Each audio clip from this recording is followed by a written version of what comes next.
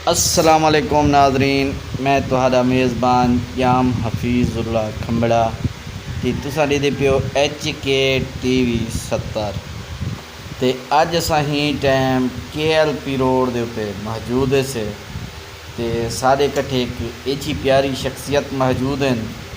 तेरी कोई तारुफ दी मोहताज कहनी, कच्चे दी शान हैं ते हर गरीब दा मान हैं। सरदार असमील खान गुपांग साहब नाल बैठे बशकिंदा खान साहब, उनके नाल बैठे मलूक अहमद खान साहब ते सारे कट्ठे एक सारा बिरा चहीता बिरा है डॉक्टर इम्तियाज़ अली सुलंगी साहब, वो सारे कट्ठे होंदे। लेकिन अज नाजरीन तुसां मिस करे सो कि वो सारे कट्ठे कै नहीं। बस उनकी कोई वजह है कि जिंदी वजह तो अज चार यारें को छोड़ते मोटरसाइकिल से चढ़न बेहतर समझस। तो अज सारा इवें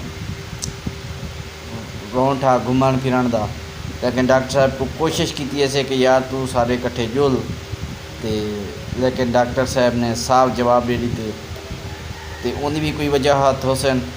लेकिन असा तहे दिल तू अपने सरदार असमील खान साहब का शुक्रिया अदा करे सूँ जो अज अपने सर को कीमती वक्त विचों थोड़ा जहा टाइम दिते ने। जितना शुक्रिया अदा करूँ थोड़ा है, तो बहुओं की मेहरबानी है।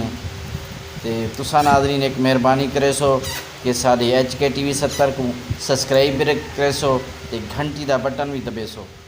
शुक्रिया ते मेहरबानी।